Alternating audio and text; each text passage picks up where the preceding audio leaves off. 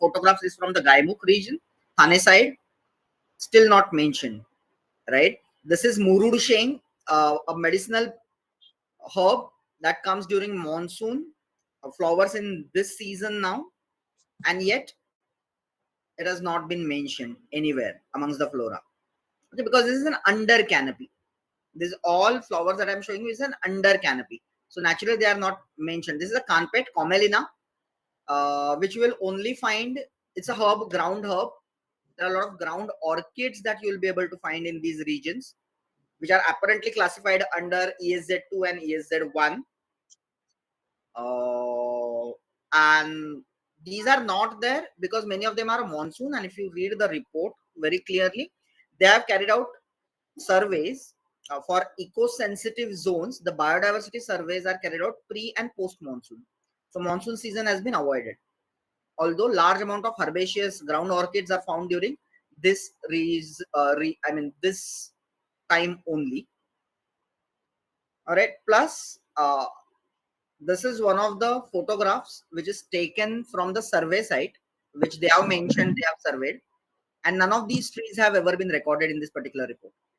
If you see the report, trees, herbs, shrubs, separation is not there when it comes to biodiversity. But even the groundwork doesn't seems to be there to a larger extent, and large amount of flora is avoided for eco-sensitive zone. These are the things that we know.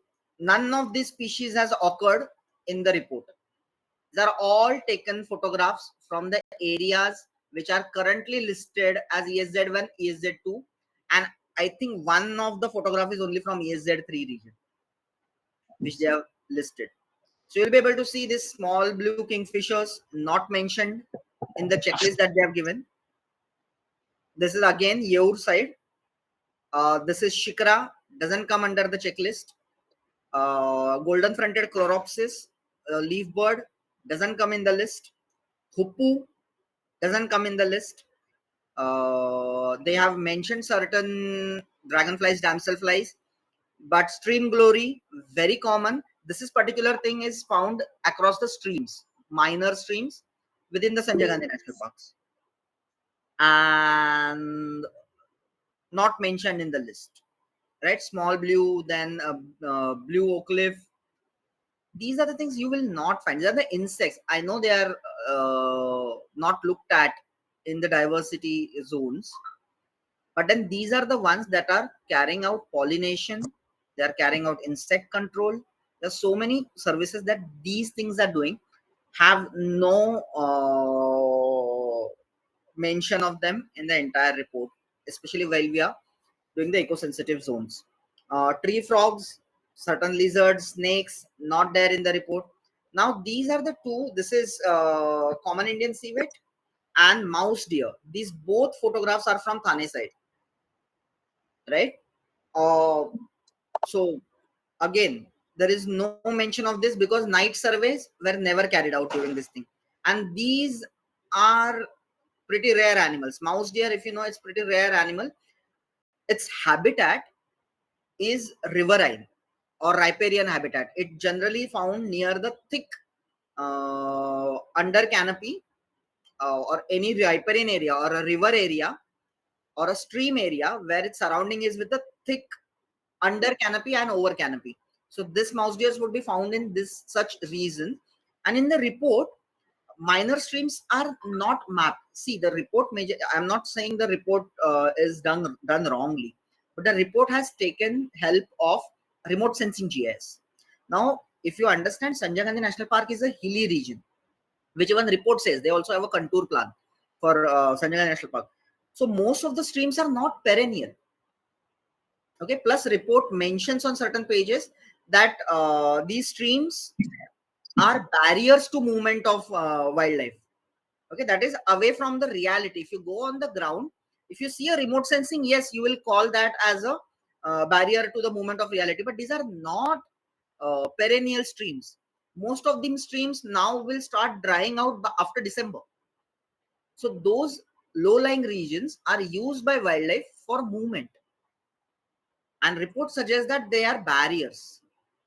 While considering eco-sensitive zones, or classification, vulnerability analysis that we see in this report, nowhere has the species IUCN category or species distribution being considered. What they have done is species density. And the report doesn't even mention how many times they have gone on the field to get the density or get the abundance of faunal species or floral species. Right? The time constraints are there, we do understand. But then there are websites, there are apps where you can get the list of avifauna. Region-wise lists are available. Right? BirdLife International gives you area-wise, eBirder basically gives you area-wise list. It was easier to be collected. A service could have been done for the people who have been involved in this particular researches to gain the data. Right? So these corridors, these small streams cannot be mapped because they are seasonal, and during monsoon, remote sensing GIS is not useful because there is a cloud cover. So naturally, there is a lot of error that comes into analysis because there is a cloud cover. You need to remove the cloud cover, so its accuracy is low. So these seasonal streams cannot be mapped easily by satellite data. Right? And that is not mapped in this entire report, and they are very crucial. And many of these streams you will find they will come under ESZ2, ESZ1 reports, where activities allowed are malls, retreats, right? Although it says no, plus many times it says no effluent should flow. So there is a option for sewage. They don't talk about sewage not being released into streams. It mentions once that no stream shall be touched, but the streams are not mapped, right? And these are the animals that you'll find around these areas, right? So this becomes very crucial for us. Although we know all this, none of them have been reported in this, except this red silk cotton bug. Only that is being mentioned in the report. Rest, nothing. Okay, none of the species that I've shown you is mentioned in the report checklist. Again, your blue oak leaf, orange oak leaf, both found. This is a butterfly. Both are found in Sanjay Gandhi National Park. They are very exclusive to stream areas, streams and other areas. Again, streams are mapped but not considered during vulnerability analysis. And we all know about this, right? Leopards. So apparently, report talks about man-animal conflict. It leaves 500 meters of zone has to be released, buffer zones, but it has released only 250, saying that it's a Mumbai. But it fails to understand, if you see these man-animal conflicts, they are near the fringe, and these are the well-known locations where animal use those areas as a corridors, wildlife corridors. Report does mention that wildlife corridors should be traced and overpasses should be given, but those areas they have mentioned are around highways, not within the forest. So there is no mention anywhere where movement of these animals should be considered prior to giving permissions. It says permissions are given as per the DP plans.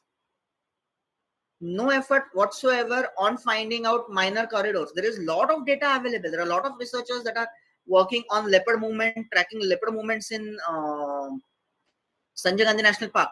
Leopards are moving freely between Sanjay Gandhi National Park and Tungareshwar. Many females of Tungareshwar have been found in Sanjay Gandhi National Park, and Sanjay Gandhi National Park females, males both have been found into Tungareshwar. So they are crossing over, and they are crossing over from north boundary, right? And those corridors, while classifying, have not been mentioned, or even no clause has been incorporated for within the ESZ2 what should be done if the wildlife corridor is there. It clearly classifies them into three categories as per the notification. These are the three categories. These are the activities that should be allowed. No mention of wildlife corridors here or movement of wildlife here. Right? So it could strangle, if the development comes in, it could really strangle out this species. Is my voice audible?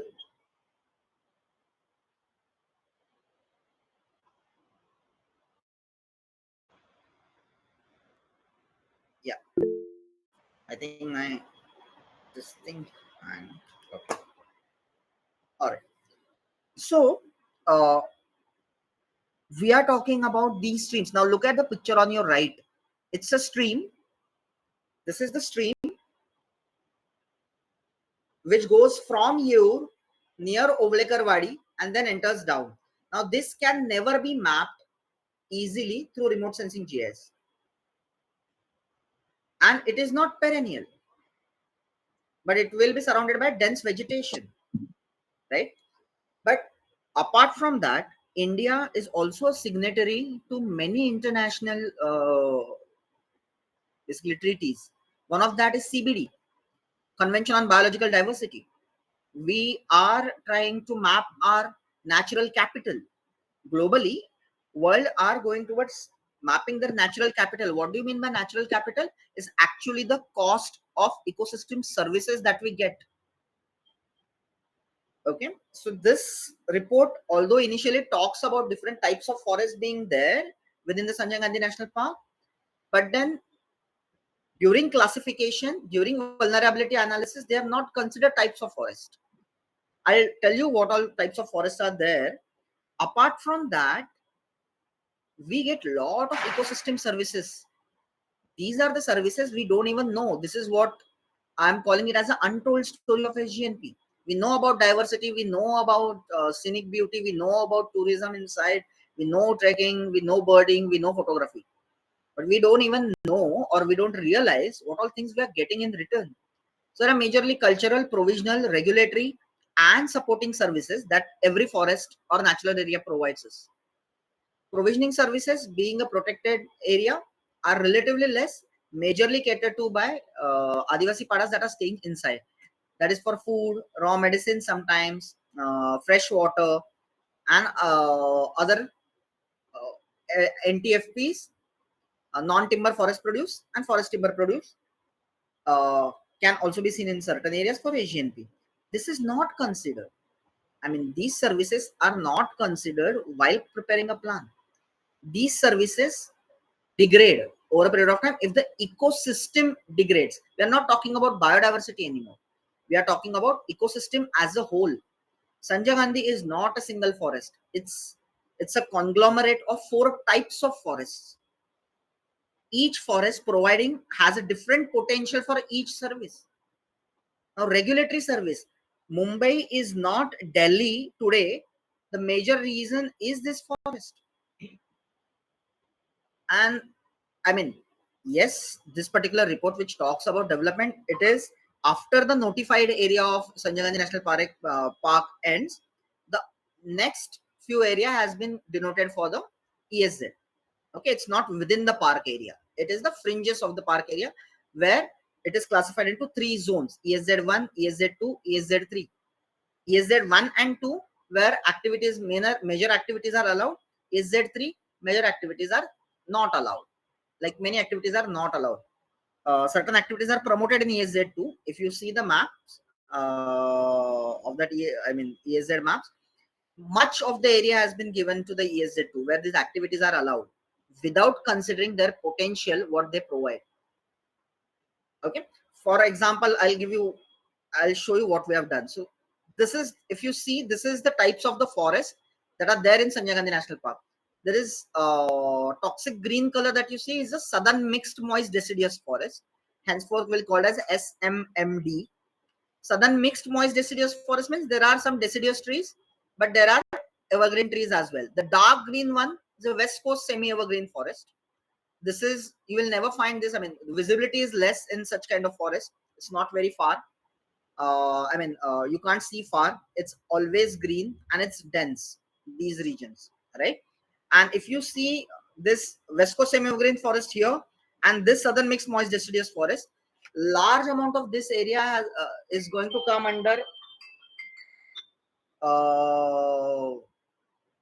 ESZ2 and ESZ1 area, especially this side also, right? Where they have not considered the services that this forest provides. Spillovers from these are going through certain uh, culverts into Oshiwara River, the rivers that will originate from here, right? And these culverts are going down here in this region, right? And if you have a development, there is no stringent rules. Always the report will say as per the prevailing rules. Ideally, the rules that are applicable should be stringently mentioned. Streams not to be diverted, stringently mentioned, right? So if you see, this types of forest are different. Now in Thane side, you will have a moist teak bearing forest. It is as good as mixed moist deciduous forest, but teak plant is slightly more in these zones. So during summer, visibility is much farther. If you read the methodology that they have used random sampling. Random trail walks is what they have written for biodiversity collection. That is not a scientific method for collecting a data, even for a consultant. I'm not talking about researchers. Okay, there are certain prescribed rules by which you have to collect the data. This is not the way to collect the data. Now, teak predominance and everything is written, but you will not find such species in the reports. Reported very, or its density is not taken so much during calculations. Plus, this region, Thane region, they are using population during vulnerability. They have calculated with the population density of that region is one of the criteria. Now they have used population data of 2011. Now all of you know Ghodbandar Road, Ovlekar Wadi Road, 2011 there was no population density. Go there now. It's a sprawling urban area. You can't use older densities here. So naturally this area doesn't come under. So if you see the map, half of this area is under ESZ3, as if you have cut this particular thing, half area is into ESZ2. Now this is a forest. So forest is in continuation. See historic imagery. Do not just look at current imagery.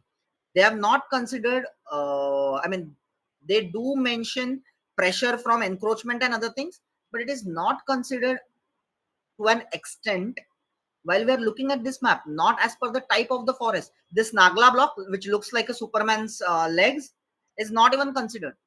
Report writes they couldn't access that area due to certain technical issues and some permissions getting expired. But in this area has not been mentioned. The area near this region, they have written that they couldn't access the area. Then how have you classified? It has been classified though, right? So that is unsuperimposed. And only GIS is not going to help you. Now look at this puddle. This is from the Thane side, Thane northern side region. It's very beautiful, clear water, right? Not mentioned. This something will come under ESZ2, right? And there is no mention of preservation of these things. And we are not talking about opposing such things. But India is a signatory to international treaties like Biodiversity Convention.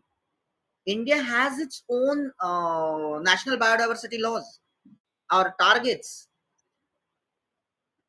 where we are talking about preservation of these natural habitats, and that is how we are going to be assessed in the future on international platforms. Now considering current global trends, that is the only way by which global society will be able to pin down India, like a CBAM tax that is coming up, right? So these are the areas we have to be very careful during development, that we have a scrutiny and we have a very detailed, in-depth studies for such things, right? Now we'll see how crucial this forest is. Now you'll be able to see this region. This is basically, it is giving you how much carbon dioxide this forest consumes, right? So on an average, this forest is storing 4,90,409.59 tons of CO2, right? That is standing crop. Now, such huge potential, we all are signatory to Kyoto protocols and so many different climate protocols. Yet, these are not considered while during ecosystem, eco-sensitive zones. These potentials are different. If you see SMM, that is Southern Mixed Moist Deciduous Forest, it covers only 65.6% of the area. But Out of that, it is 85, almost 86% of carbon sequestration is by this forest, although it covers only 65%. The West Coast semi-evergreen forest, if you see, is the other way around. Area is more, but the carbon sequestration is less. So SMMD is very crucial, and large amount of this SMMD forest, southern mixed moist deciduous forest, is coming under your ESZ2. So naturally, in the longer runs, if you are going to allow malls, again they say not big malls. So what is the definition for big? In legal terms, there is no definition for big or small malls. You have to mention in a report. It has enlisted industries within this which are working in these zones, and it says certain industries not allowed and other obnoxious industries shall not be permitted. What do you mean by obnoxious industries? Again, it's a vague term. There is no term in our MPCB which says obnoxious industries. Either it can be red category, yellow, orange category, yellow category, or green category. Either mention categories. Loose terms, when you use loose terms, it keeps open things for other places. There are cement industries, big cement industries which are present in this region, right? As well as some these regions, Thane side regions. Nothing about them has been written. Cement is actually avoided. I mean, it is not written there in the report that this should not be allowed, prohibited. If it is not written, that means it can be done. So those are the things that we have to look into. Okay. Plus 2016 notification talks about catchment areas of the natural streams have to be preserved. This doesn't even do catchment area mapping. Next is the temperature control. This forest has a huge amount of temperature control. Last year we saw the heat, right? You and me, we are not paying almost 5.63 crore rupees annually because this forest is cooling it, and this is a conservative estimate, guys. Conservative estimate means I have only calculated for 4-degree cooling, and we do more than 4-degree cooling because the temperatures are 40-degree. Our ACs run at 26 degrees. That is if you're environmentally conscious. Otherwise, people run it at 22 degrees. So moderate estimate is where you're cooling it till the 28 degrees. Still, the forest is saving you electricity bill of 28 crore rupees around this region. And when we do concretization within this region, if you see the allowed, the average temperature inside SGNP is average, I'm talking about, guys, is 5 degrees cooler than its surrounding. This is a heat map of SGNP. Right? You'll be able to see it's much cooler.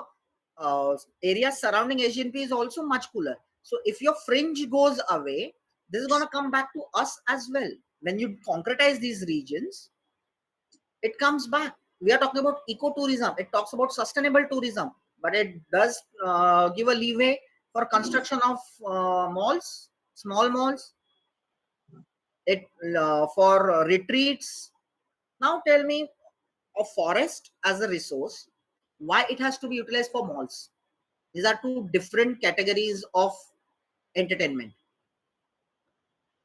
Correct? So I mean, that should be omitted from the report. Malls are not supposed to be allowed. Right? It says big malls are not allowed. What do you mean by big? Because mall comes, if the mall comes, people come to mall by car. So you require roads. People come by car, so you require also parking. Generally, they give the parking underground. This is a hilly area. So it is going to create a problem. So those with that vision, I don't think this report is made. These services are not taken into consideration. They are going to be air conditioned malls. If you come up with the malls and such retreats, they are going to be air conditioned. And you suggest the renewable should be done. One part where they have said electricity from hydroelectricity also can be promoted.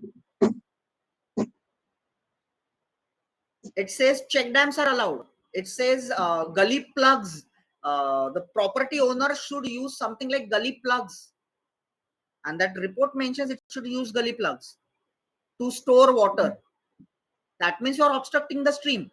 In the same report, you're writing that no stream should be obstructed. Then how come the check dams will be built if the stream is not obstructed? So such things we have to see. Now, this is the main service that we'll be talking a bit about, which has not been considered here. this is, guys, a small photograph from our of particular stream from Nagla block, right? Such many things you will find, such streams you will be finding from all regions, right? Now we have calculated only the flood avoided cost is 34 crores per annum. The amount of floods that are avoided. If you know, SGNP is a hilly region. Trees stop water flow. So if the trees are not there, the incremental runoff, technically we call it as an incremental runoff. That means water will not percolate, it will flow. So downstream, more water would come. So if SGNP is not there, all this will come and flood the areas. So for that, when we talk about stream mapping is not only physical. It also has to be its width, its depth, its speed, amount of volume of waters it carrying. That has to be maintained. Uh, when we say streams have to, catchment areas are not. What is the catchment area? Is where the waterfall falls, rain falls, and then it is contributing to the stream. So that area has to be mapped. That is not mapped in this particular report, basically, and that is the clause that I'm talking from, notification of 2016 notification itself, that streams have to be mapped, which are not mapped, right? And then why I'm talking about not just remote sensing map, because many fish species, freshwater fish species, travel upstream for laying eggs, and if the stream's current is changed with the speed, with the volume, or if modifications are made like check dams, many times their movement upstream is reduced or sometimes stopped completely, and then there is, it can be an ecological catastrophe. Why they are going upstream? It's because upper mountains generally have a fresher waters. Now here, if you see, while they are traveling, if ESZ2 allows for hotels as well, notification talks no new hotel should be allowed, and this particular report says as per the prevailing development plan.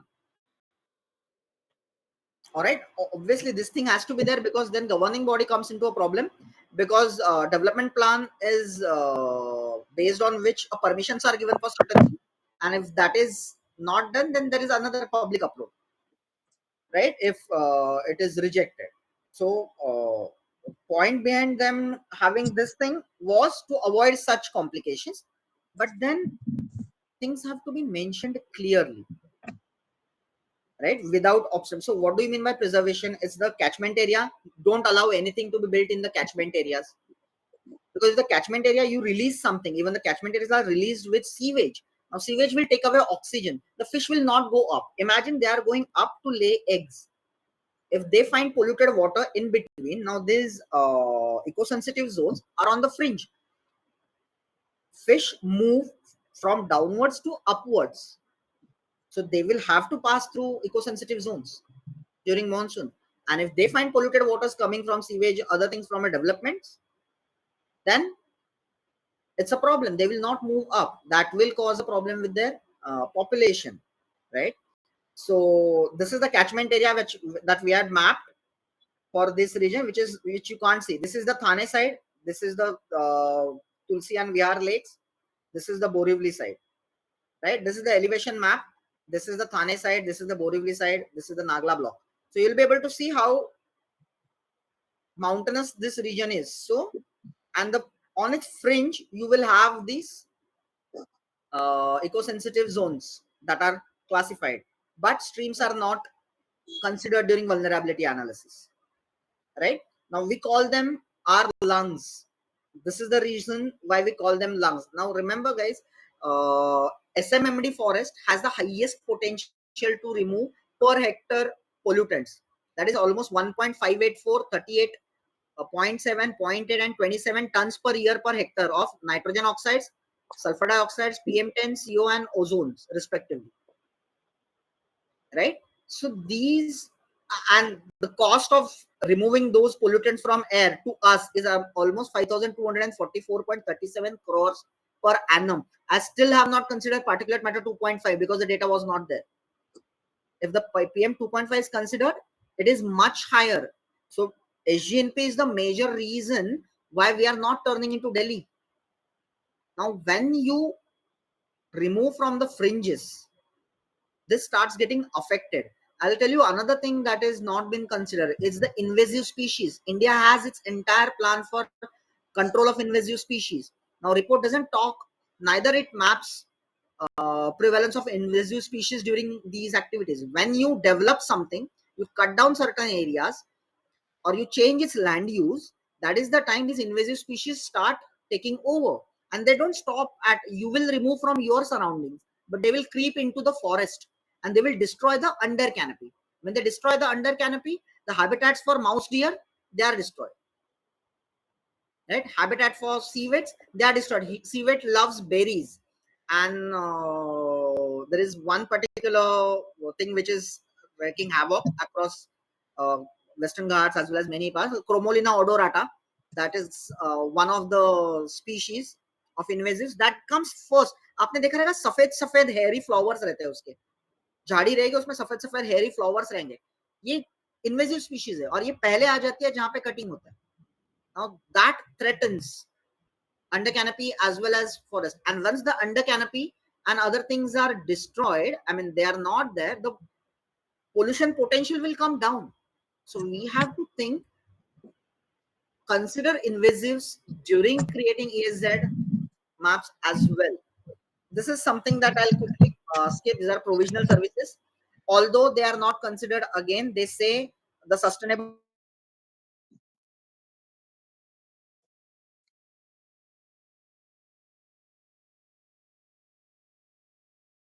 provided about what all the local communities are there. It has to be, they have created a tourism plan under the report. Under that, they just mention very generic stuff that people should stay on the trails or local should be promoted, their culture should be respected. But then there is no effort on actually documenting the culture during the survey. If you're preparing a sustainable tourism or ecotourism plan, those things have to be considered. What all services can be implemented has to be considered, right? The areas have to be located within the plan. No such areas have been marked. So let's say you don't decide a proper area. They say the carrying capacity has to be calculated. Fine. By whom? They keep it open, either tourism department or forest department. Again, that creates a problem for government systems. Now, who will take onus of doing the carrying capacity of tourism? Right. So all such things do occur in this. Okay, and biggest thing, I still have not done the supporting services of SGNP. Only biodiversity, housing, and recreational services. They cost some around 11.43 crores per annum and 592.78 crores per annum. Educational and recreational services that you'll be able to find in this zone. Soil purification, water purification, water filtration. Those services even cost more. Okay. So apart from that, I've talked about wildlife corridors. See, this is the mapped wildlife corridor for a leopard. This is a Nagla block. There is a water bodies that you can see that are mapped, and you'll be able to see he is walking across the valley. See, these are the two camera traps where leopard got caught. This is the second region where it goes to Tungareshwar. On your northeast of this map is a Tungareshwar. So there is a railway line that passes through here. These leopards are not utilizing overpasses, but they are utilizing underpasses जो पानी के लिए रहते हैं. They are utilizing that, and leopards are crossing over this creek. यहाँ पे जगह बहुत कम होती है. I mean, distance of creek is very low. So leopards are crossing over from AGNP up to here during low tide. So camera trap evidences have been found for such studies, right? And this entire region is coming under regulated activities under the report, where this entire corridor where leopards are moving from here to there are considered. Man animal conflict they talk about, but they are not even thinking about this kind of corridors, because if the development comes in and it comes on the corridor, naturally you are going to have more wildlife conflicts. They have considered that during vulnerability is what they say, but you have just located man animal conflicts. Have you? And if you see the cluster of man animal conflict that they have mapped, it's much if it's superimposed with streams data, how the streams run, you'll be able to see they are traveling through such valleys, because they are hidden many times. They either use ridge is the top mountain ridge, or they use the valleys for transport, for traveling. Right? So SGNP is a traveling corridor, and if you're going to develop these areas, then it's going to be a problem. It does talk about creating overpass, right? And that is a very generic statement. Underpass, it is generally believed it might undergo water, so people, animals will not understand.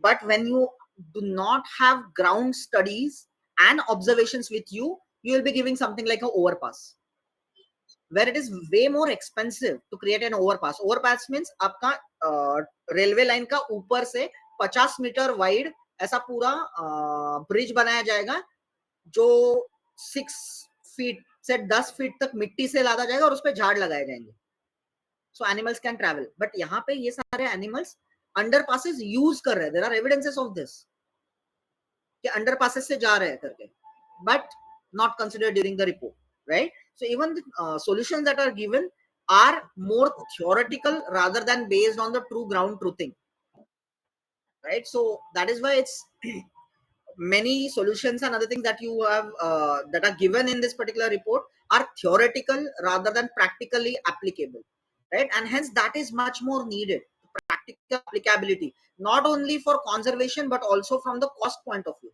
We are talking about sustainable development. It also involves the cost, your and my tax money, right? And hence this approach is very crucial, that you understand the ecosystem services, you understand the ground truthing before you prepare such maps, right? Anyways, this is how significant it is. These are the few services, only 9 services I calculated, which is almost 23% of Mumbai's budget, 2019's budget, I think 2022 budget. Okay, it is 87% of Pune budget, it is 43% of Manipur's budget, right? Or 83% of Sikkim's budget. So this only 9 services account for so much,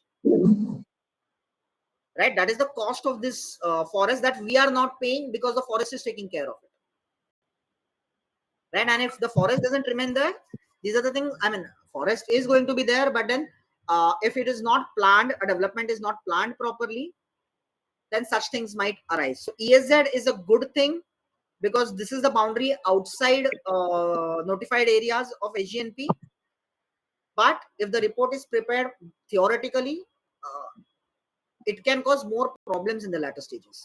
Yes, so I think I'll stop here. I'll take 10 minutes extra. If there are any questions, we'll take them now.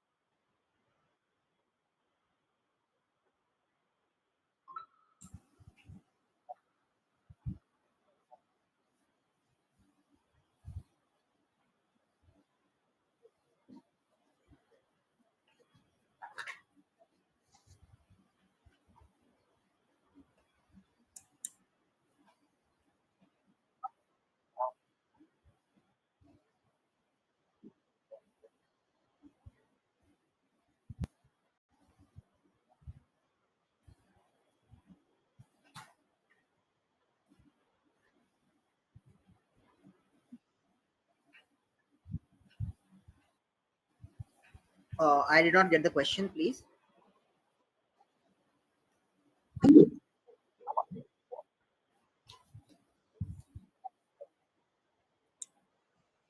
Yeah, yeah, yeah. Almost what I was saying. Like, compared to Delhi, Mumbai is not landlocked. So Correct, how are you correct. going to defend the statement? So the thing is, apparently, Mumbai is not landlocked. Our Mumbai's pollution levels are actually worse than Delhi. By the way, it's only because have good wind patterns. Our things are taken away. But what I've given you right now is a scientifically proven data. That is the amount of pollutants removed from the air, right? So that is the amount it removes by either absorption or impact sedimentation, right?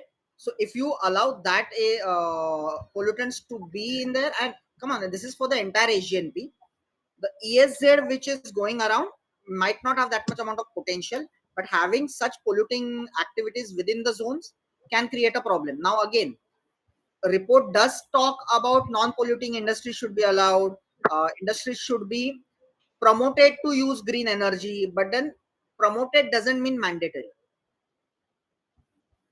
right? So such things have to be mentioned clearly, which is not mentioned.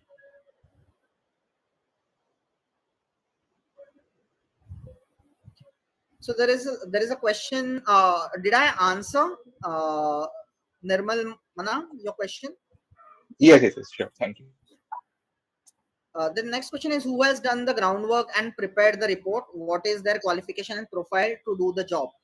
Uh, there's a consultancy they have carried out this particular report.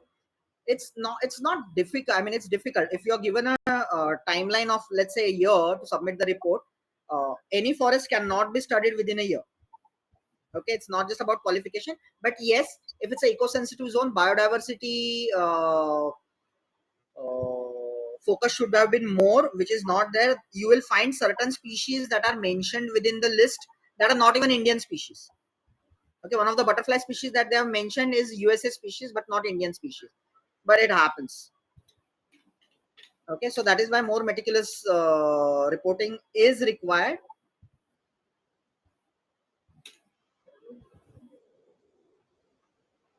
So plan has not mentioned any relocation or compensation to regional people living there, but it has mentioned, given an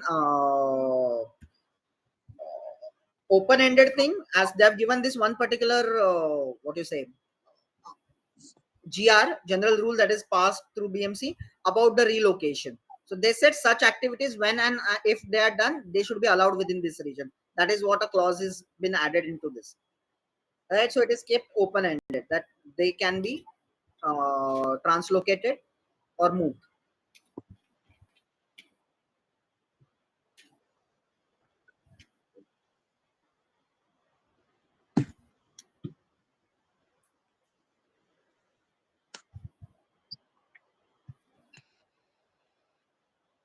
So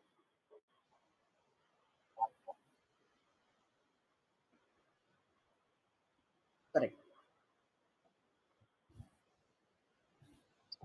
No.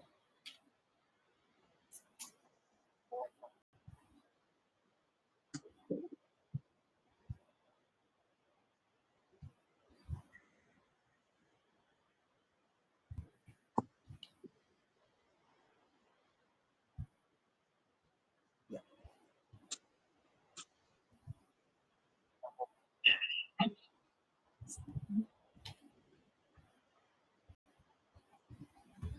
Satyajit ji. My question is that tomorrow there is an hearing on in the BMC at 1:30. So can I be guided as to what questions can I put forth to them, which might sort of push our mission to save SGNP?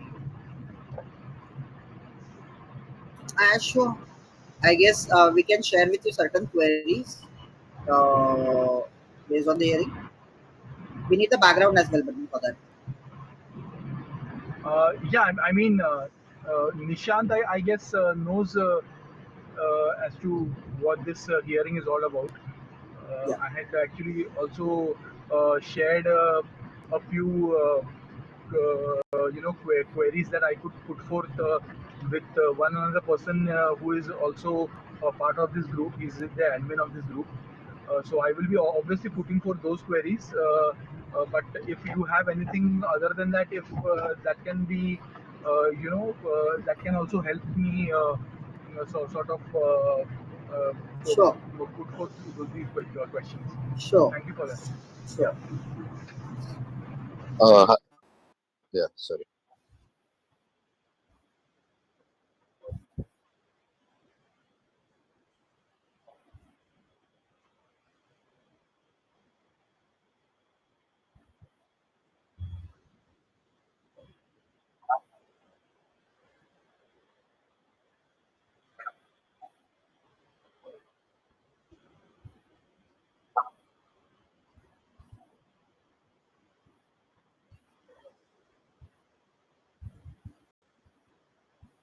Yeah. Yeah. So overall, what we have got to know is that first of all, we need to acknowledge that many citizens who have submitted suggestions and objections, this is the first time for them, and many may not understand also this report in depth, and it creates anxiety. So we are getting many phone calls from people, and they are very anxious. Now another uh, information that we have received from people who have appeared for hearing is that whatever they are presenting at times is also countered. So that is where I think, Nishant, now it will be good to guide our, citizens who are going for this hearing is to mention reports like mapping array. So we will have to give them page number. So mere khayal se Nishan, let us create post this report in the main group, and we can give page numbers and tell people that these page numbers speaks this, and then they can quote about the report published by Chinmay, report published by Shweta and Hussein, which maps the stream to some extent. And there also there is RAS biodiversity is mentioned, and they can say that these reports are already published. The biodiversity document is already there, so they can highlight specific issues. Similarly, uh, we can give them page numbers with respect to how Adivasi paras and slums are clubbed together, and the land use table doesn't mention the area covered under the paras.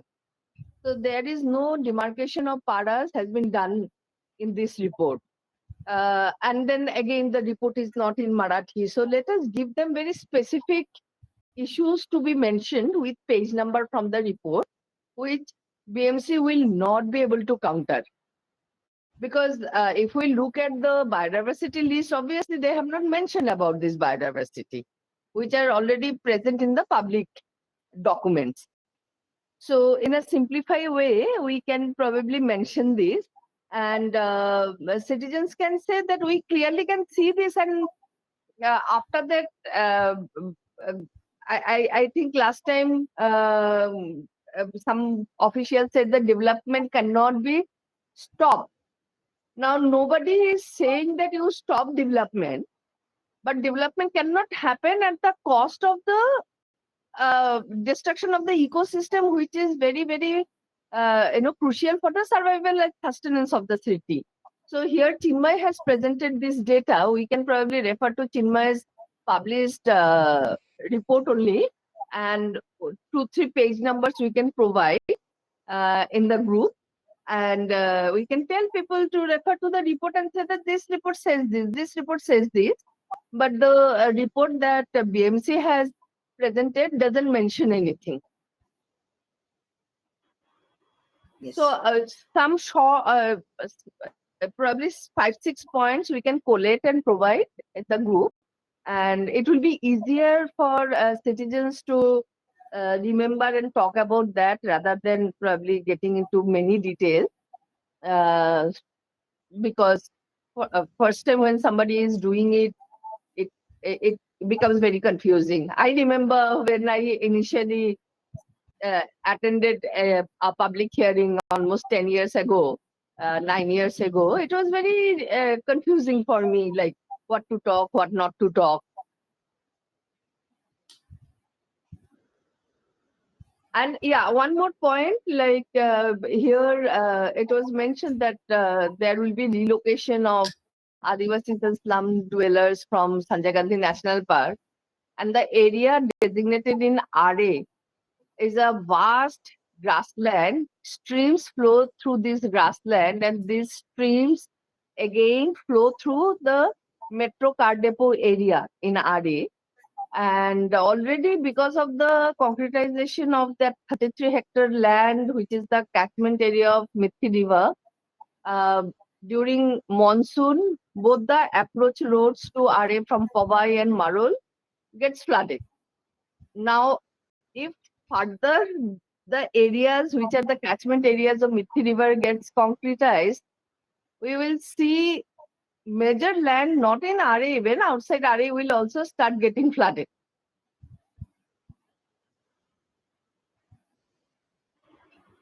Yeah. Any other, if there are any other question, we can take it. Apart from that, ma'am, during public hearing, if it's with the BMC, it is much advisable that we talk with respect to India's commitments to other conventions as well. Like I talked about CBD, I'll give you the list. What are the things which will be violated if we continue with similar thing or without more clear report? These are the things which we will be violating, and that is not as a good image as a corporation towards the center, right, or international image, as well as Sure, our SDGs, Sustainable Development Goals. sure.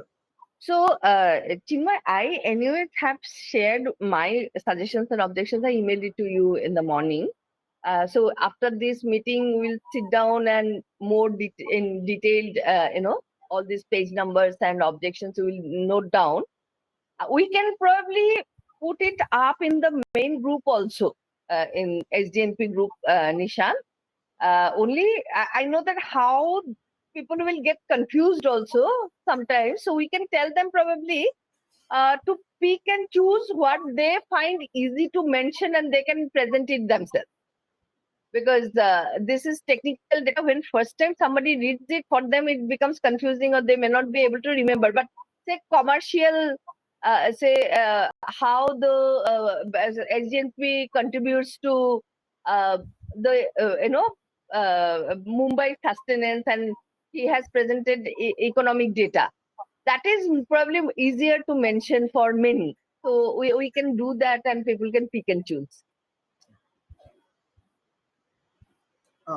Sadhana ji, you have some question. How much total cost is Mumbai saving? Can you ask that question?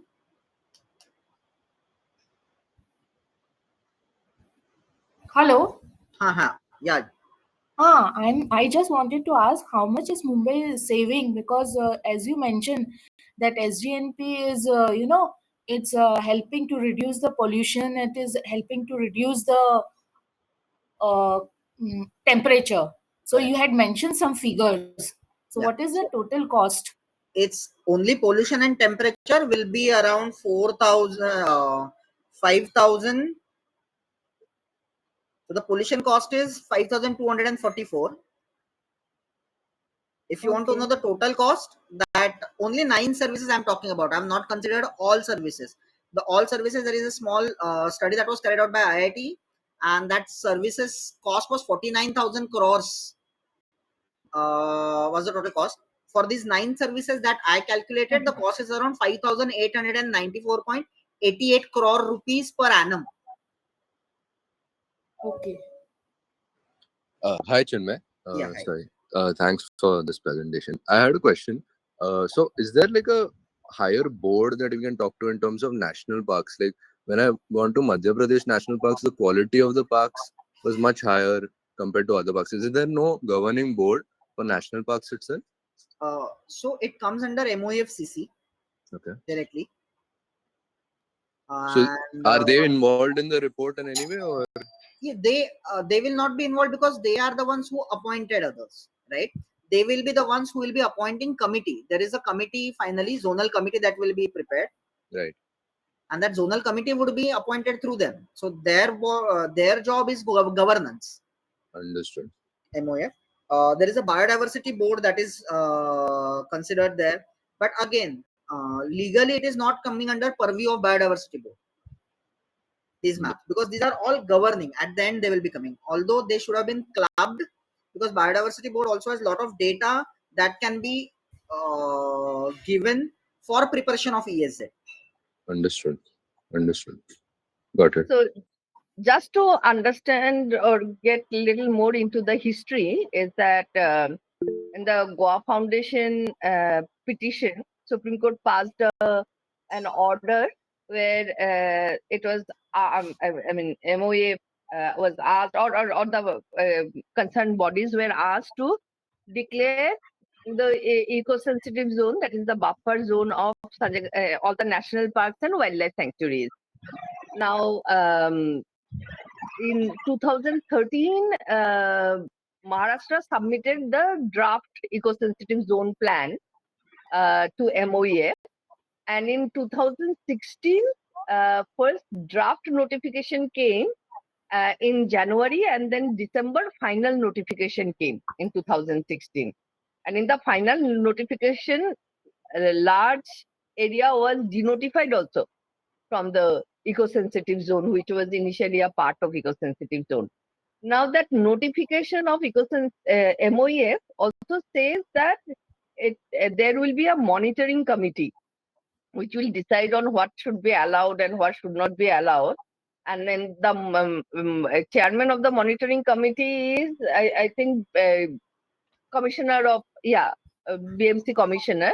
And then we have a deputy commissioner, deputy conservator of forest from forest department, and one independent NGO. These three were the part of the monitoring committee at that point of time. So even till 2022. So there are many lacunas in this, and hence, so I was also thinking is that whether now going forward, whoever is going for hearing, already some hearings have happened. Do we say that scrap what you have published and please do it scientifically and present it to the public, because this document doesn't note so many important data. It's like misrepresentation of data, non-inclusion of data, everything we find in this document. Correct. Thanks, Amrita. Just one more question on that. Where are we in the entire process right now? Just for more context, you gave the history part of it, but now the draft plan is going on. How long does this stretch generally? Where exactly are we? Just wanted to get a sense on it. So as the draft plan is out, after the hearing, they will come up with the final plan. Now, if we look at the denotification of Metro Car Depot area from NDZ at that point of time, they did it within 2.5 months GR came. Now here, they took 9 years to prepare it, but hearing is happening within 1 month. Right. So, so we do not know because BMC election is pending. I mean, maybe there are promises to be has been made to whoever has interest in this land. Correct. So much happens, no, and behind the Correct. screen. So we have an opportunity between the now and the final plan. Is that the reality of it? After the final plan is out, we don't have a lot of power. Is that? Yeah. So after what the final plan is out, we need to then challenge it in the court once the Understood. final plan is out. Yeah. Understood. Understood.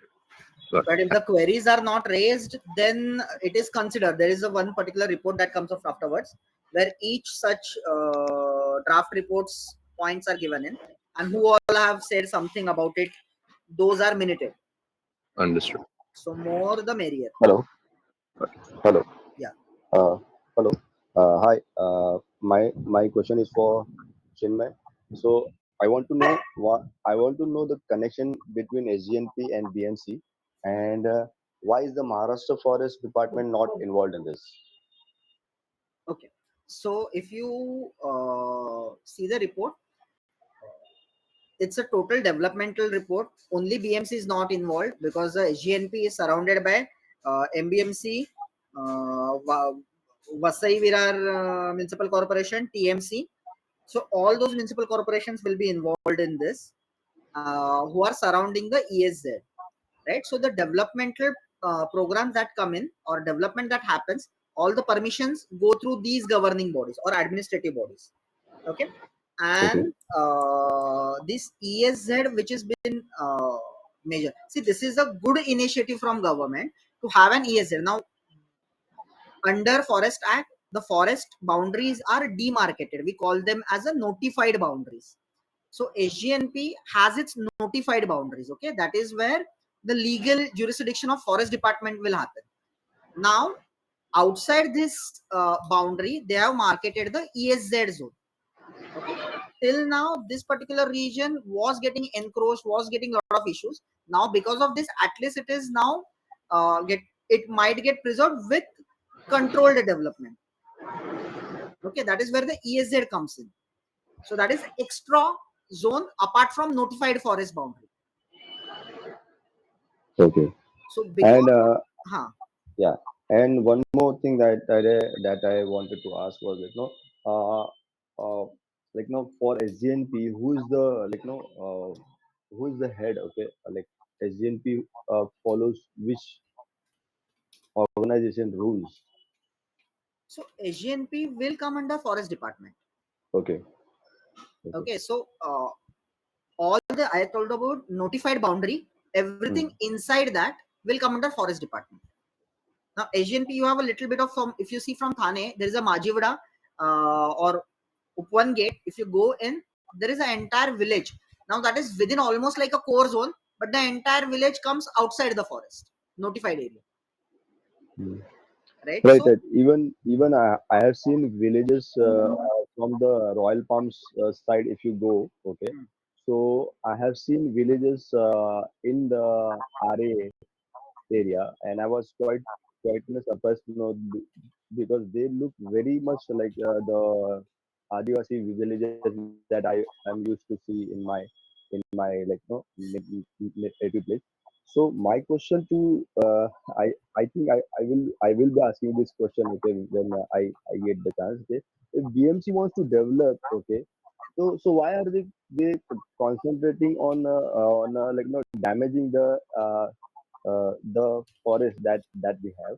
If they want to develop the city, they can do lot of things for like sewerage and roads and all those things. Okay, why are they not concentrating on this, on the uh, basic problems that we already have? Okay, why are they why have they shifted their focus from these basic problems? Okay, and now they are concentrating on developing this forest.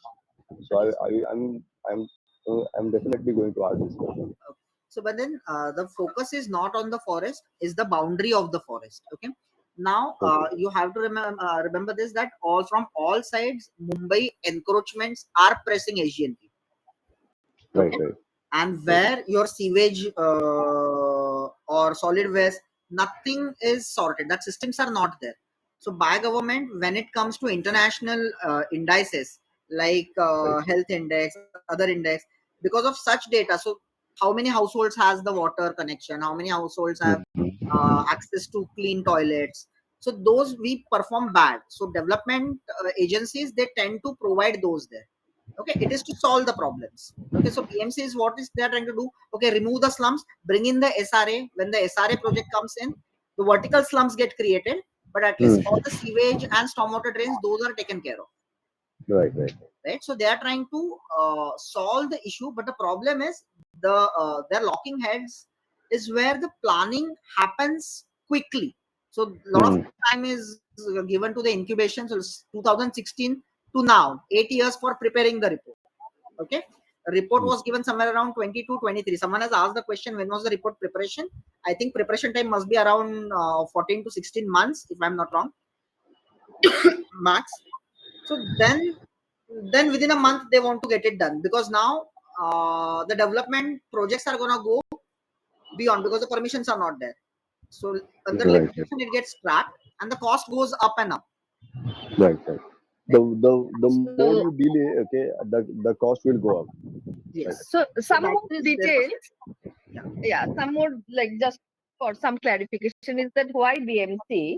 So government has mandated BMC to prepare it. Yes, technically it should have been done by the forest department. But again, why BMC or the municipal corporations have come into the picture? Because if we look at the 2016 notification, which is the initial notification of the eco-sensitive zone of Sanjay Gandhi National Park, that notification says that if there are already existing maps, regional maps prepared by the local bodies. So which are local bodies? These municipal corporations or MMRDA, these are local bodies who create development plans. So BMC's job is to develop.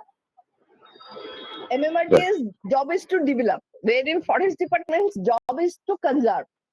So Right. here we have been presented with a plan which is by BMC, which contradicts the actual need of the forest area and the eco-sensitive zone, which is conservation as not development. So Right. Right. BMC's job is not here to do conservation of forest and ecosystem. So this is where a fundamental contradiction. Then in the notification of 2016, it was said that within 2 years, this zonal map should come. So that means by 2018, this zonal map should have been prepared. Even I filed an RTI in 2020 to the Forest Department, and they said that we don't have it. They did not say that it has not been prepared. But finally, from 2018 to 2025, that is, there is a delay of 7 years, and this report has come now. Also, during this period, a lot more encroachment has happened. I know it for sure about RA. Vast areas have been destroyed.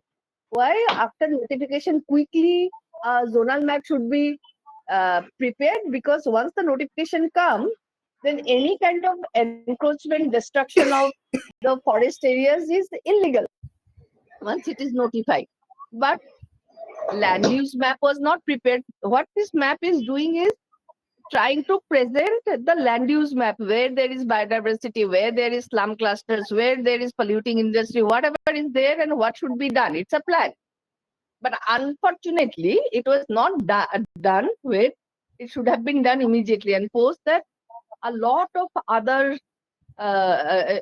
activities have happened which should not be permitted. And now with this vague definition, more activities are allowed. What is the problem? When we go in the core, the acts and the published reports and whatever BMC's documents, all this become our referral point, and judges need to refer these laws and whatever has been already published by government GRs and all.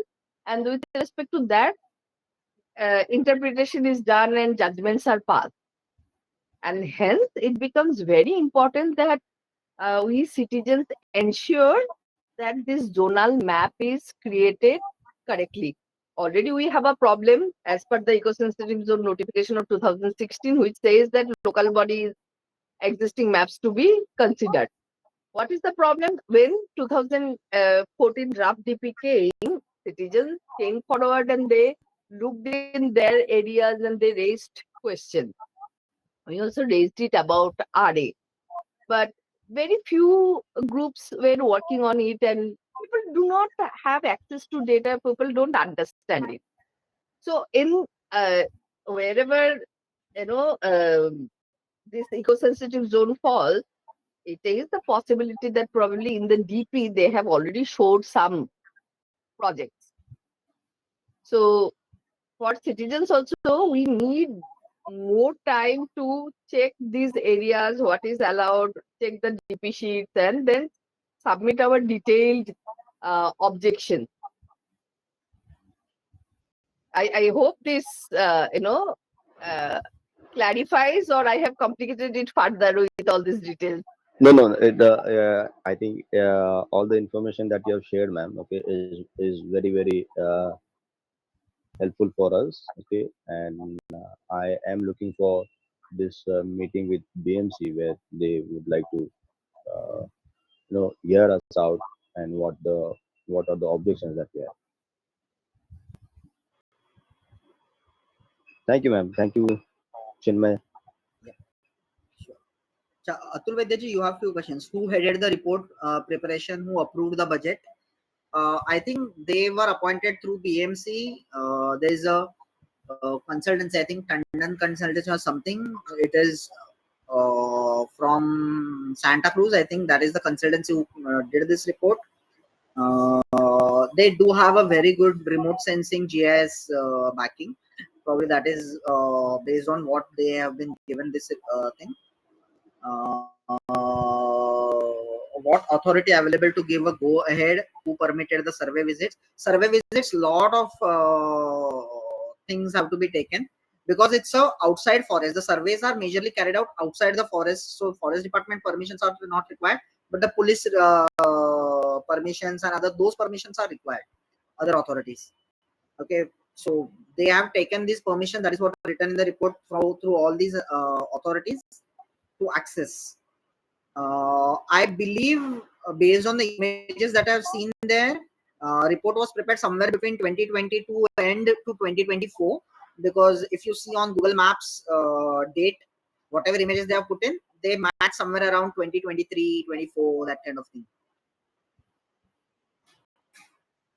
Though it's, I mean, they have used those images. Yeah. But I myself have seen in the forest department in February 2025, all the officers were sitting down and referring to the maps and preparing the report. Correct. So yeah. Yeah. So That is what- one observation was they have put in GPS routes for the trails that they have measured, right? So the map on which they have put in is an older map, and apparently, if you see, there is an encroachment there. So they actually walked through a slums. That is what the report suggests as a biodiversity walk. Yeah, Atulji, you have some questions? Yeah, Chinmay, I must appreciate you, Amritaji, and the intelligence provided. It's excellent. So I'm not somewhat qualified more than a normal Mumbaiker. My questions are towards the administrative execution of this particular project from the angle of PMC, and I'm a little bit confused on the 2 point. One is a lot of things has been mentioned in your presentations towards the investigations and reporting done for the internal part of the Sanjay Gandhi National Park, which is a national, property. Now, but the development has been discussed. You explained is towards the periphery of the Sanjay Gandhi National Park, which has been proposed by BMC or the other agencies. I have put forward other questions because, as you say, that Thana is also there. Virar, Vasai Virar is also there. Now, if we see, are you? So now, question is: are we talking about the development in the peripheries, or we are? Why are they referring to then the Sanjay Gandhi National Park?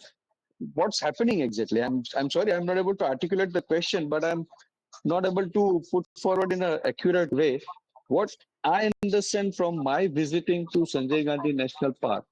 Of course, I've not been from the Thane side, but as I'm in Andheri, so I've been from the Borivali and the Oshivra and all these sites. Is that the boundaries are in any case getting, encroached upon, even by the, if you see from Oshivra, I worked on the Oshivra River, so when I saw that Nagri Nivara and now has become internal part of the system, and there is a Raheja construction which has happened further. Now, such kind of things that is already happening. So why that is not been considered in the encroachment? And only the people, the poor, the economically backward class who is taking over a small shanties and all, they have been considered as a encroachers. So what exactly is happening and how do we attack these questions toward BMC? Because I don't see for a national place like Sanjay Gandhi National Park has got anything to do with BMC on their peripheries. It is like मेरा देश है और मेरी border पे आके China या पाकिस्तान ने tank लगा दिया तो वो उनको अलाउड है नहीं ना वो एक टेरिटरी होता है ना कि उसके आगे उसके बाद ही आप दूसरे देश वाले अपना कुछ भी रख सकते हैं मिलिट्री एंगेजमेंट और समथिंग ये तो एकदम घर के गेट पे आके लगा दिया वैसा नहीं हो गया So, Chinmay, you want to answer? Yeah, ma'am. So, sir, Hmm. this is the thing. I'll share my screen again. So the map has few things. I'll show you. Yeah. So this is the map that we are all talking about. Okay. Now you enter from Borivali side. So I'm showing you this Malad boundary. So can you see my screen? Yeah. Yeah. Yeah. So this green boundary is the boundary that is mentioned under this of SGNP. Okay. Mm. So anything inside green will be governed by Forest Department. Anything outside this will be governed by the governing body. That is, if you Okay. see BMC is here, if we go down on, so this is MBMC here, Mira Mm. Bandar Municipal Mm. Corporation.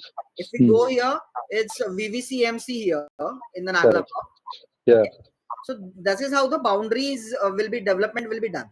So Forest Department, everything is inside this. Okay. And Okay. outside this, development plans have already been made.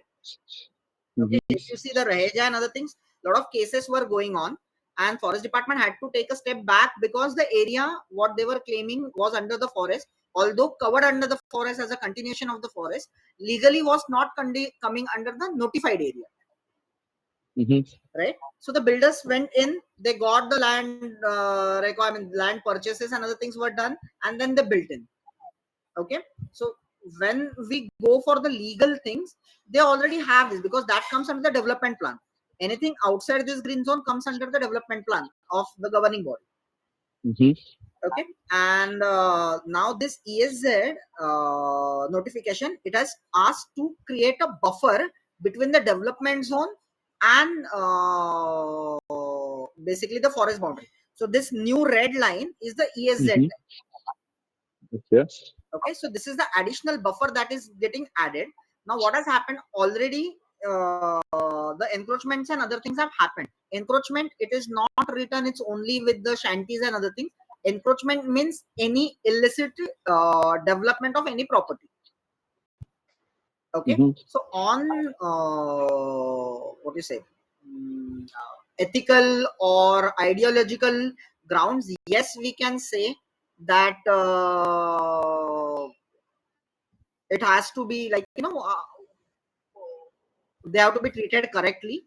But naturally, builders having more economic and legal backing up, they procure documents on time. Mm-hmm. Okay, I'm talking about generally what happens. Okay, on the contrary, people working here who come and reside, now there are both ways. There are people who are coming under tribal act, who are originally staying here. Those are different. Those are Adivasi Padas who are not mentioned that we have spoken. But encroachments that are happening in multiple areas, that is also driven by the development. Because there's a trend that is happening in across Mumbai, across all development projects. People from everywhere come, they will get situated in the area which is going to get developed, so that when the area gets proclaimed, they get the compensation. And for that reason also this thing happens. If you see around Google Earth and use the time lapse for the Google Earth, you'll be able to see the encroachment has increased quite a bit. And the thing is, there is builders have to go through the licensing. So that license, there is a track that is created where the encroachment happens. The track is not created, it is unorganized sector. Right? And that is where the development is trying to get it organized. So you cannot ban residential development activities in this zone. So you can limit it, but not stop it altogether in a buffer zone. Right? It's a buffer getting created between development and forest. Right? So this is answering your question.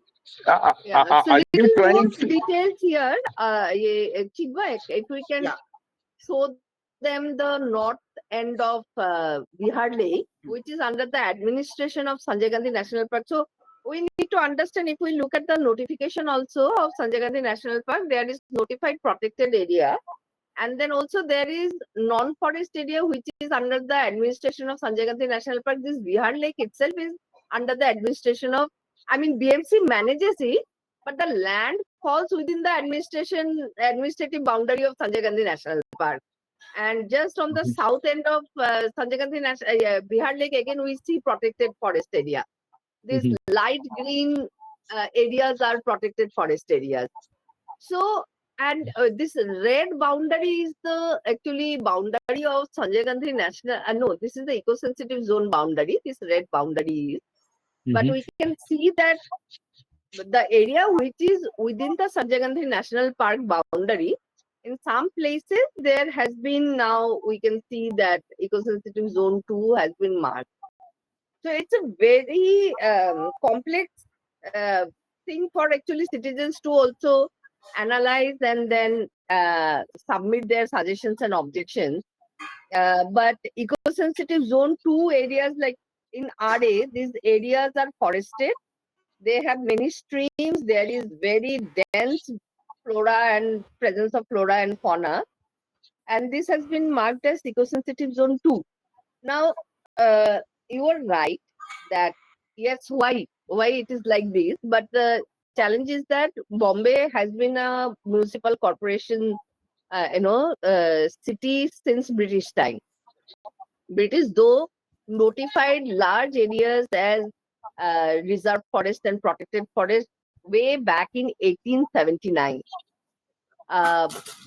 Those documents are there. Unfortunately, after that, when cities starts to grow, people came to Bombay, and a large area of the forest area we have lost it. It's a fact that we have lost it, and in the boundary areas also there are buildings. We should not have come. Now, when the eco-sensitive initially when the order came in Goa Foundation case, there the court said that from 100 to 10 kilometers, it will be declared as eco-sensitive zone if the government departments do not submit any plan. Now, the problem was that even in Sanjay Gandhi National Park boundary, if we see within 100 meters, there are buildings. You go to the Borivali gate side, you will find buildings next to the boundary wall of Sanjay Gandhi National Park. Yes. I've gone and seen. Yeah. Exactly. Now, the They're thing is sharing that, the boundaries. correct. Now, thing is that those buildings, do we say that now demolish the buildings? Then what happens to the people staying in the building? So these things were considered, and then court gave a relaxation and said that okay, you submit a plan, proper plan, and that within 100 meters that thing was taken away. Like so now within 10 meters also there were buildings. And Yeah, ma'am. what But I'm happens sorry. also, these are deeper questions we need to ask, is that builders build these buildings within the eco-sensitive zone and forest areas. They sell the unit. After that, a hefty amount is paid by the citizens who buy it to regularize it. Now, yes, law says that ignorance is not bliss. Everybody is supposed to know laws and where they're buying. But finally, RERA has come, which is supposed to document everything clearly. But in the past, it has happened that citizens did not understand. Land documents are very complex to understand. So people bought it, and then they are in this kind of condition. Is that their life savings will be like just demolished if the buildings are demolished? Amritaji, I understand your viewpoint, but if you ask me in that context, I had a conversation with one or two architects, and the question arises there is that okay, you have made a mistake. It's a like you are mentioning the Borivali periphery, where the boundary is shared between a resident colony and the national park. Okay, the question is, are we saying that this will continue in a more larger extent to other places? As an example, okay, we have made mistake here. Let's continue the mess around other places. That is point one. Point two is that this report, as per the architectural viewpoint, is not mentioning anything about restricting the quantum of the redevelopment in the sense that now those buildings which Raheja has built at the boundary walls of National Park in Borivali, if they decide to go for redevelopment, they can even go from 10 flory to 25 flory, which will again have a more impact on the entire eco zone. So there is nothing mentioned on all such points. So this is very, very destructive. Actually, what we are doing is that we are one side of an army and fighting with our own people, our employees at working in through our money, and we are fighting with them to do the things correctly for our own city. So this is very, very, complex subjects it is becoming. And my time and again, like you and others are mentioning, but it gives me a feeling that we are not going even out of our British rules. Yeah. So Are they what black I'm saying is, Britishers? They are black what? Britishers. And So they what? know Indians better because they are part of our community. That's the sad part of it. Yeah. So that is why we are meeting and we are discussing all this so that we can, uh, you know, uh, Amrita ji, I'm pressurize sorry them to to, come up I'm with sorry, stricter. I'm sorry. You may feel negative, but the Yeah. gentleman who is going to head, as per my information, I have attended his meeting prior for the, the corridor of creating Warsaw to Dahisar, the, the coastal road. The same gentleman is there for the DP head. Very tough. His commitment level and his past history is very, very difficult to be convinced upon. Let me, so we have to go very strong. What I'm trying to impress upon is that we have to go very strong. This needs to be recorded incomplete on video and audio together, because we are not going to have an enough of opportunity even go to the court. Yeah. So see, they are allowing people to audio record the entire conversation itself. So we can audio record the conversation. Yeah, but Uh, then but are we already see working on what? the legalities? Yeah. So see, legality will come. I mean, later on, if we think of going to the court, that is the last step. I always say, though I am a petitioner in multiple courts, but I always Mhm. say that court should be the last option. Before that, we need to do what is needed to be done and Do we have time? continuously keep raising our objections, our provide our suggestions, and keep Of saying course. that no, this is not acceptable, this is not acceptable, or this is how it Accurate. should be done. Like how you were saying that yes, this restrictions should be mentioned in the draft. Is that this is how the future construction in this area has to be restricted, not been regulated. It has to be completely restricted. If buildings are going for redevelopment, it has to be restricted. That's what in the beginning also we mentioned. Hmm. Chinmay also gave several examples that how vague the terminologies are in the Hmm. report, and that is what we are Yes. also raising our objection about. Yeah. Yeah. I know I'm also there. I've been communicating with BMC. I'm responding to them. I'm very much there. I'm just trying to, express upon the anxiety and the eagerness or the hurriness that is required in our thought process, because this has come as an awakening. Yes. Are you also an architect, Atul? No, I'm in touch with architects and people who are, Oh, okay. attached to SGNP and things like that. Uh, I've been part of all this, like, working on the Oshivras and all that. Plus, I've traveled all those places, Reikis and all. I've done it. oh, okay. So, would like to connect to you, Atul, later on, Sure, sure, because sure, we sure. need collaboration between citizens, because it's a question of 160-kilometer area, Yeah. and it is not one or five or 10 people's job. We need Yeah. many people to come together. 100%. Yeah.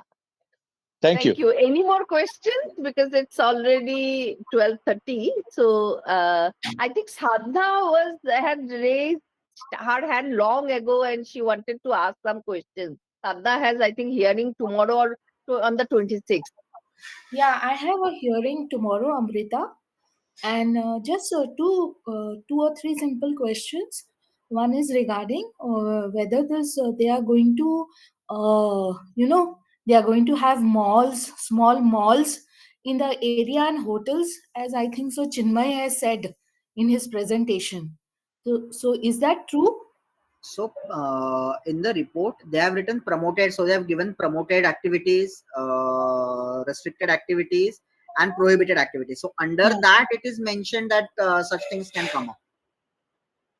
Okay, No so big I malls. can So it mention that. says, yeah, it says no big malls are allowed. Oh, So when you say no Okay, big malls, okay. means I can build a Hmm. two-floor mall and say it's not a big mall. See, and Okay. when this kind of comments are made in the report, now people would have visited Oberoi Mall, people would have visited Inorbit Mall, Yeah, Infinity Mall, as well as the mall in Kurla, that is yeah. Phoenix something city, it is called. Hmm. Now, Hmm. Oberoi Mall itself is massive, but smaller compared to Inorbit Mall area or Infinity Mall area. Yeah. And those malls are smaller compared to the Phoenix Mall. So, what do we mean by small mall? Right? Okay. This is where these questions are raised. And Yeah. no mall should come actually in the eco-sensitive Yeah. zone. So malls and hotels. So I'll Yeah. put my, when I'm talking to them, I'll just mention this, that no malls, whether it is a big mall or a small mall, whatever it is, and regarding hotels also should be there. So I can put it across to them. And second thing is whether our submissions will be minuted and will we get a copy of the submission, or will they, display it in public? They are taking minutes, but Huh. it will not be published in the public. That is what I know. I don't think they Huh. will publish it, though they are taking minutes, and we are told that they are not also noting down all the points. They are noting down only some points. So what you can do, Sadhna, is that Huh. you can type a letter and you Hmm. can make a photocopy of it and take a Uh-huh. receipt from them, Okay. or you can Okay. carry also two copies, photocopies, or Okay. maybe 3-4 copies altogether of the letter, and there you Yeah. Yeah. mention your points and say that in continuation with the suggestions objection process post submission of the letters during hearing, I am submitting my Okay. points which I have raised during the Oh, meeting as well. And one is that they are uh-huh. signing it inside when you present it to them, whoever is the Okay. officer, they are signing it. But you can also Huh. outside in the BMC desk, Hmm. you can, and then they are Hmm. bound to take any letter that is submitted. Government's job is when we go Okay. to the desk, accept the letter, give Yeah. acknowledgement, Yeah. and then respond. They can take 5 days Okay. to respond, 20 days to respond. Actually, they should respond within 15 days, but or I think within 1 week. But they sometimes they take months to respond. But they need to take Huh. the letters. So if they refuse to Okay. take the letters, you can become stubborn there. Then no, your job is to accept the letter. After that, you respond. Okay, so Amrita, one thing, whatever questions I'll be asking them over there, so can I just make note down those questions, take it over there when I'm asking the questions? After that, I can ask them, request them that this is the questions which were put up by me. Can you just acknowledge that and give one copy outside also? Is that okay? Sure, you can do that. Okay. You write down the questions, and if any suggestions also you want to mention, you can just Yeah. mention those suggestions Yeah. in your letter. Okay, so at least Yeah, there will be there something which I've given them in writing. So I just don't want, just to go there. At least I should be, there has to be something from my side, that I'm doing for SGNP. So that is what I wanted to know. Okay, yeah. that's good. So it is Yeah. called suggestions and objections and the hearing. So when we say questions also, I mean, Uh, you can mention it as a suggestion or objection that this is how it is mentioned and it is not acceptable. okay. Yeah, Okay. so if you have confusions, you can put it up to any of Yeah. us. I mean, I am not there in that group, but Nishant, Yasha there. If you send them your any doubts you have, those will be answered. Sure, sure. I think And Krutika can also I ask raised them her hand. any, and can I Sorry. ask them any clarification also to Yeah, you BMC? can ask them clarification for clarification. Okay, Sure. I'll do that. Do that. Yeah. Hello. Thanks, Amrit. Uh, Yeah. We have Krutika for a long time. She, I think, Yeah. raised her hand. Naresh, after that, we can speak to you. Yeah. Good morning, everyone. Thank you, Chinmay, for the wonderful presentation, and thank you, Amrita, ma'am, for the history that you have given us regarding the project. I have two things to ask. One is we have, of course, definitely reduced the buffer zone from it's supposed to be, I think, 1,000 meters. We have reduced, no, 500 meters. We have reduced it to 250 meters because, of course, this national park is in Bombay, and we expect the leopards and all the animals to understand, oh, they are living in Bombay. That's why, we have reduced the buffer zone. Very good point. Secondly, I just wanted to understand this existing land use distribution in the report. There are pie diagrams. So the eco-sensitive zones are, I think, there are four of it. One is the BMC side, one is the TMC side, one is the VB, the Vasai Virar side, and they have pie charts giving existing land use. So there is 24% for green area, then there is 10% residential. Every every zone has a different pie chart of the land use, right? This land use is what we are targeting. So are they going to also build in this green area, which is there in the eco-sensitive zone of each of these parts? Is my question. Yes, that's the plan. Right. Because this green area, which is anyway, some areas are marked in red as eco-sensitive zone 1. There are so many things anyways they're doing, but there is practically no difference between eco-sensitive zone 1 and 2, because in eco-sensitive zone 2 they have mentioned all these words like market, general business, banks, offices. All these words are there. Now what do they mean? So what basically kind it of defies construction? the Purpose of term of eco-sensitive itself. When you're going to develop in an eco-sensitive zone, it completely defies the purpose of an eco-sensitive buffer zone. And then they go on to, and also I had one more thing. I'm coming from an architectural background. Building malls is the worst kind of a built environment that we can put in any kind of a land. This being a national park, first of all, we need to be really proud that Mumbai as a city, Mumbai metropolitan city, one of the busiest cities in the world, has a national park. People are not even aware of this term called national park, because for a park to be termed as a national park is a very big thing. That means it has so much of biodiversity within it and a lot of legal boundaries within it. But I just want to know that when they even talk about a small mall, a mall has so many other services coming into it. It completely is going to destroy the carbon sink that Chinmay just showed in his report. It's going to completely destroy it and become a source of a heat point. When we can even go today and remove, we can remove temperatures of the Oberoi Mall right next to the highway and just see, because a mall is going to be centrally air conditioned. Every one of us knows it. We go there to escape the heat of the summers, right? We go to malls. What is going to happen to that area if we put a mall there? That's just so not thought across. In this report, when we are actually seeing this report, Chinmay in his report, of course, he's talked about the core area, not the surrounding areas. He's talked about a lot of things that we have not even seen, right? The flora and fauna. इनके report में pigeon डाला है उन्होंने, pigeon. They put the bandar. Okay, fine, that's great that it's there, but it just shows how much of an effort that they have put in this report. Also, they have delayed in giving us the land use development, as Amrita ji, you just mentioned that they had to give us that map, which they had delayed. So it kind of plays for us, I guess, to get that much of time to respond to this report that they have put across to us. So yeah, these were just some of my points. You can see that you're like feeling really angry. We feel also very angry. helpless. Yes. We also feel very helpless because the people who are supposed to sit and protect, conserve many a times, they don't do their job. And this is what is happening across several departments. Yesterday, I met another retired officer from MMRD, and he was also saying the same thing, is that it is day by day becoming difficult, and hence we need to come together and understand all these complexities and submit. So somewhere I think government is wanting us to become more vigilant and more knowledgeable.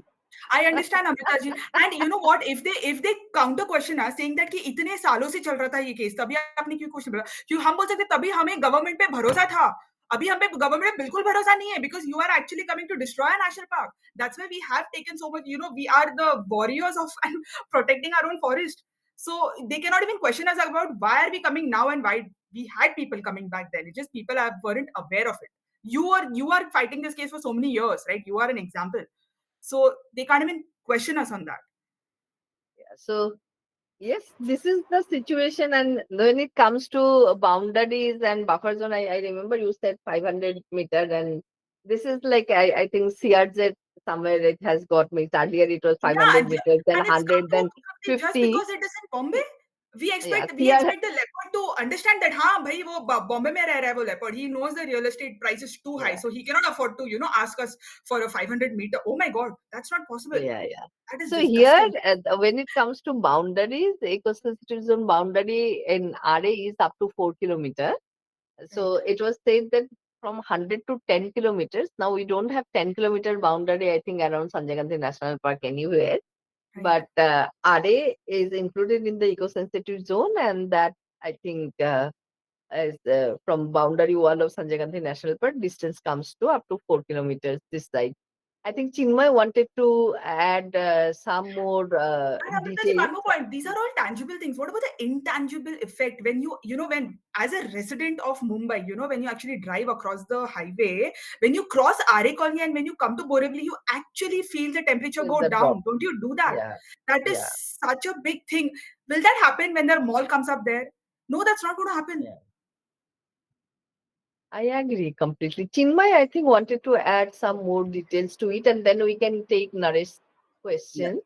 Yeah. Just one thing, whenever we're talking to BMC, if they're going to oppose and they're going to say development is going to come, there's a one pressing point which we can focus on is if we map our suggestions with sustainable development goals, especially sustainable development goal 13, 14, life on land, life below water, energy. That is something we have. India has got SDG dashboard, and to which all these corporations have to report to. Okay, so if we map our things, this is the point that is going to help our development agencies to contribute to this particular thing. If the data is skim, they have more tendency to listen to this rather than outright opposition. This is what I've personally observed with BMC. So I think we can map them with SDG as well as biodiversity targets, and the moment it is mapped with center's vision, it gets more seriously taken. Yeah, I completely agree. We need to catch all these within the laid, whatever policies are there or goals are there. That is how we can create further pressure. So always we request. That's why we are also saying here that we will put otherwise limited points, but we need to be sure that we are articulating it correctly, and whatever we are mentioning there is somewhere in line with the laws or in line with the goals and the policies. So that is when only it gets counted.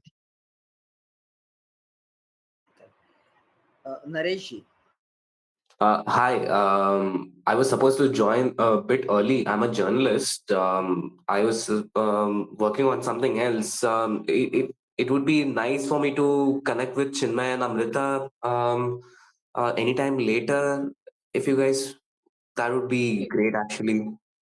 Sure, Naresh. I am available. Chinmay, you are available today. I am only not available between 3 to 5 Okay, today. And after that, 3 to 4:30, say. okay. But after that, also I am available. So we can connect today, tomorrow, or if tomorrow suits you, also tomorrow is okay. Yeah, anything works because I'm working on a story regarding the eco parks and national parks all over Mumbai. It's a long format story I'm working on. Thought I would get your guys, help on this actually. Yes, sure, sure. not an issue for me as well tomorrow. Would there be any way to contact you guys? Sure, Email? sure. Yeah, you can actually, I don't mind. I can tell you my phone number right away. Even in Yeah, the group, people who are there, they can contact me on this number. It is 9820 9820 65 65 2535. 2535. Yes. Thank you.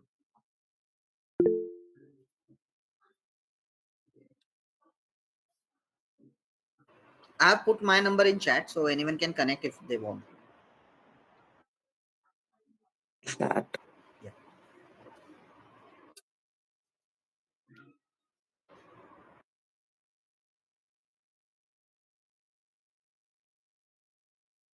Yes.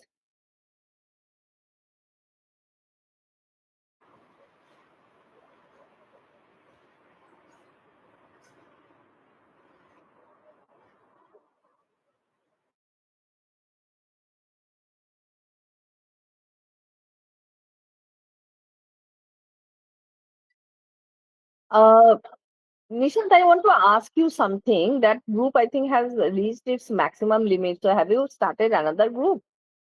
Because that. Okay. Good. So more space created. Okay, fine.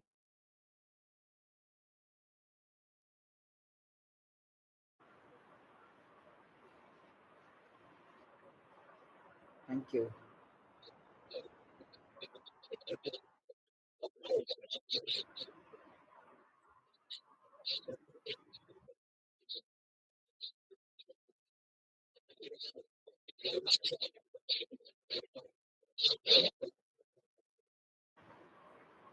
Thank you. Yeah, Thank you. thank you. Thank you, everyone.